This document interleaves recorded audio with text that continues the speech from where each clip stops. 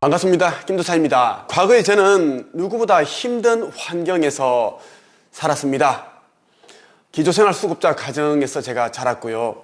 그리고 저는 부끄러운 이야기인데 IQ 89에 그리고 전문대 출신입니다. 저는 보통 사람들에 비해서 내세울 게 하나도 없는 사람이라고 보시면 됩니다. 하지만 저는 누구보다 꿈에 대한 확신, 믿음으로 걸어왔습니다. 최근에 저는 작가 최초로 글쓰기 훈련 시스템이라는 특허를 취득했습니다. 우리나라 이제 작가들 가운데 이 글쓰기 훈련에 대한 시스템으로 특허를 받은 사람은 아무도 없습니다. 그리고 저는 출판 가이드 시스템이라는 특허를 또 취득한 바 있습니다.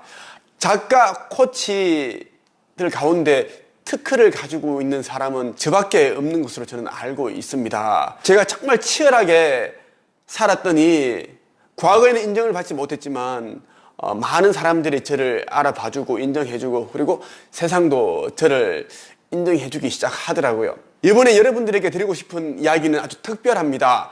제가 20대 중반 시절에 그렇게 되고 싶었던 작사가의 꿈을 이루었기 때문입니다. 여러분 가운데 작사가의 꿈? 김도사라는 사람이 뭐 글쓰기, 책쓰기, 뭐 돈 버는 방법에 대한 이야기를 해준 사람인데 무슨 또 작사가야? 이렇게 생각하시는 분들이 어마하게 많을 줄을 압니다. 20대 때 저는 하이틴 시를 굉장히 많이 썼습니다. 하이틴 시, 사랑시 이런 시를 참 많이 썼는데요. 그때 저는 매일 시 한 편, 두 편씩 그렇게 치열하게 쓰고 또 당시 제가 이제 운영하고 있었던 다음 포털 사이트 카페를 운영하고 있었는데 카페 이름이 세상에 태어나 처음으로 그대를 사랑합니다라는 이름의 카페입니다. 그 카페에는 2만 명 정도의 사람들이 이제 회원으로 활동을 하고 있었고요.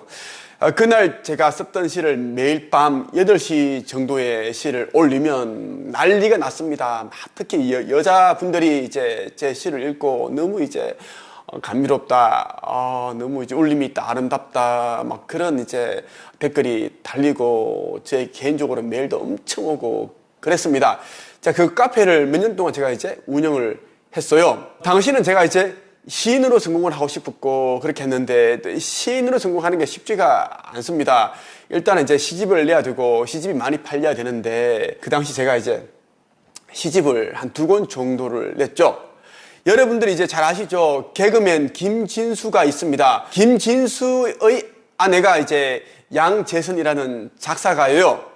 이제 양재선님도 저보다 한 2년 정도인가 먼저 이제 날아온 출판사에서 시집을 출판을 했습니다. 그 시집이 거의 수십만 부가 팔렸죠. 그 시집이 많이 팔렸고 유명해지니까 이제 이런저런 이제 그 연예인 기획사에서 그 양재선에게 작사를 의뢰를 하기 시작을 한 걸로 저는 알고 있습니다. 그런 의뢰가 왔고 이제 양재선 님이 유명 이제 하이틴 이제 시인이고 시를 잘 쓰니까 그 작사까지 잘하는 거예요. 이제 작사라는 것은 이제 노래 말 가사라는 것은 이제 센스 있게 쓰면서 아주 감미로우면서 중독성 있게끔 이제 쓰는 게 관건입니다. 예, 그것을 굉장히 잘 썼다라는 거예요.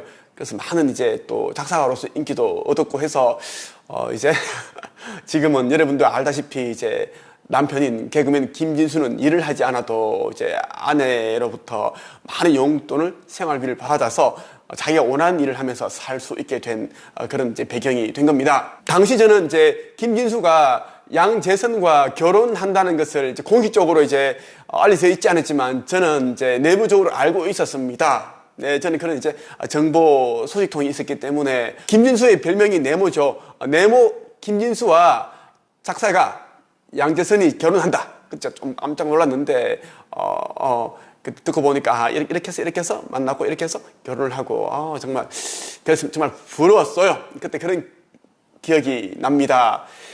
그리고 이제 제가 출판한 날아온 출판사에서는 이제 양재선도 시집을 내서 대박이 났고 했는데 그 전에 이제 원태연 씨가 또 대박이 났습니다. 여러분 가운데 저와 비슷한 그런 이제 연령대의 분들은 잘 아실 거예요. 그 원태연 시인. 당시 원태연 씨가 펴낸 그 시집들이 초대박이 났습니다. 100만 부가 훨씬 넘게 팔리고 시집만 내면 몇십만 부가 팔리고 그랬던 시절이 있었습니다. 원태연 씨가 이제 출판한 시집 가운데 제목을 몇 개 알려드린다면 이제 그런 사람 또 없습니다. 넌 가끔 가다 내 생각을 하지 난 가끔 가다 딴 생각을 해라는 또 이 시집이 있습니다. 굉장히 많이 팔렸어요. 또 하나를 소개한다면 손끝으로 원을 그려봐 네가 그릴 수 있는 한 크게 그걸 뺀 만큼 늘 사랑해라는 이 또 시집을 냈는데 또 많이 팔렸죠. 이렇게 해서 이제 원태연 씨도 이제 작사가가 되었고 원태연이 지은 그 노래는 뭐 차트 12 순위권에 들고 완전 이제 대박이 났는데 그 음원 수익료로만 어마하게 벌었을 겁니다. 양재선, 원태연처럼 저도 유명 작사가가 되고 싶었습니다. 그 이제 가수의 노래말을 지어주는 그런 사람이 되고 싶었습니다. 그런데 말이죠. 작사가가 되는 일은 정말 쉽지 않았습니다. 작사가가 되는 길은 진짜 험난했습니다. 험난했다는 것만으로도 정말 이제 제가 표현하기 너무 이제 부족한데요. 당시 저는 이제 서울에 위치한 성균관대 정문 앞에 있는 한 고시원에서 제가 이제 살았습니다.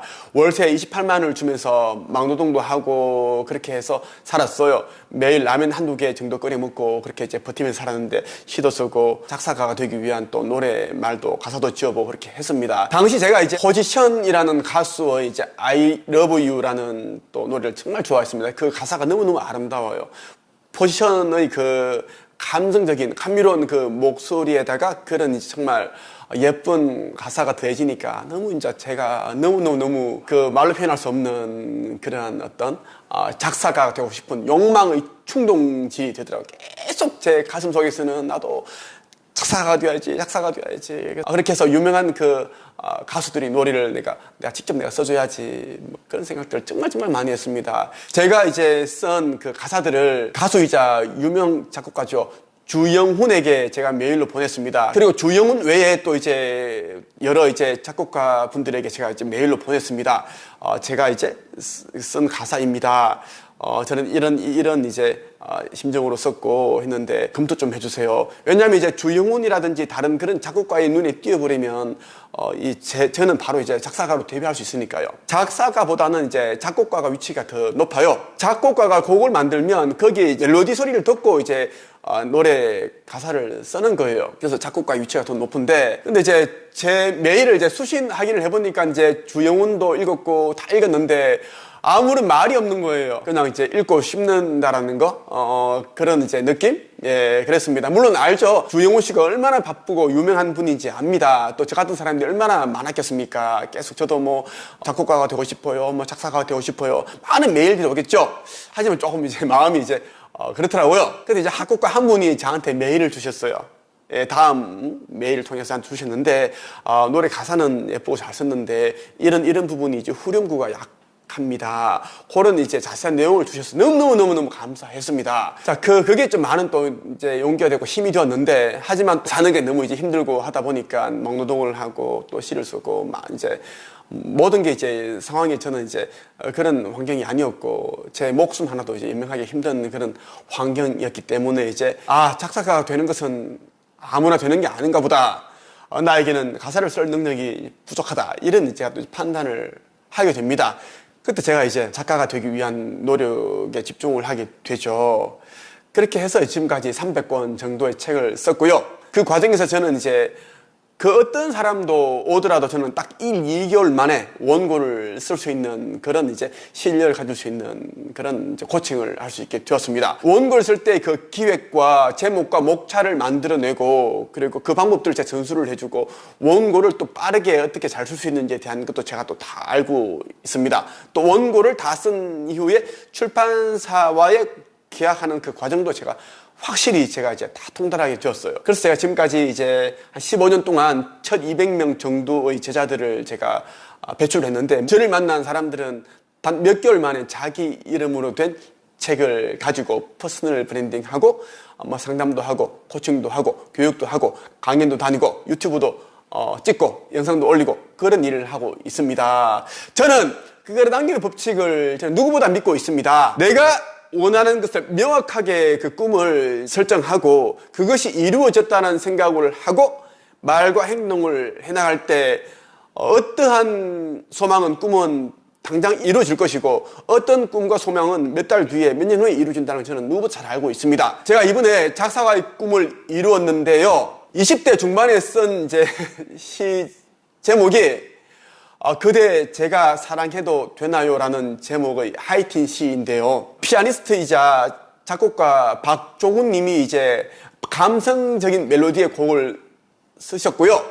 여기에다 유명 테너 가수 존노가 저의 시를 노래로 불렀습니다. 이 음원이 9월 7일에 최초로 공개가 됩니다.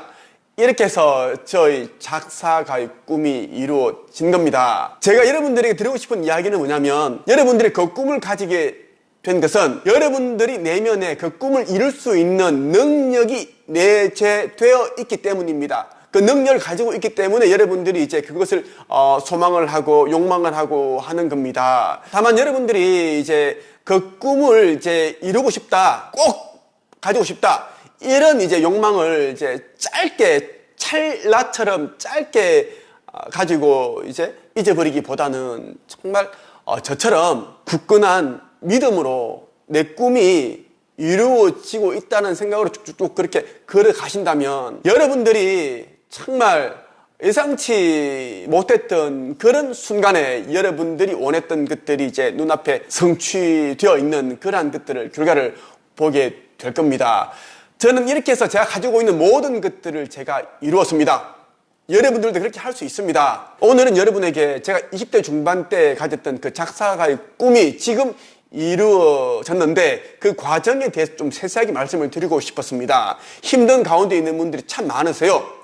좌절하고 절망하고 뜻대로 안 되는 일들이 많으니까 또 부정적인 생각을 하시는 분들이 많겠죠. 저도 그랬습니다. 자살을 참 수도 없이 많이 생각을 했습니다. 죽어버릴까 뭐 생각을 참 많이 했는데 그래도 저는 또 제 마음을 또 추스렸고 제 자신에게 또 용기를 주고 제 자신에게 또 응원하는 그런 말을 하면서 지금까지 걸어왔습니다. 여러분들도 그렇게 하시기를 바랍니다. IQ 89에 전문대 출신의 기초생활수급자 가정 출신의 신용불량자 특출나게 난 게 없는 사람이 자산 200억 부자가 되었습니다. 그리고 부동산 40개 정도를 가지고 있고요. 수많은 사람들을 가르치는 그런 위치에 올랐고 부장, 검사, 지구대 대장, 변호사, 의사, 병원장, 회계사, 세무사 거의 모든 직업군을 총망라한 그러한 사람들을 제가 다 가르치고 있습니다. 여러분들도 그렇게 될 수 있다는 말씀을 꼭 드리고 싶었습니다. 그래서 이 영상을 찍게 되었습니다. 오늘 여기까지 하겠습니다. 감사합니다.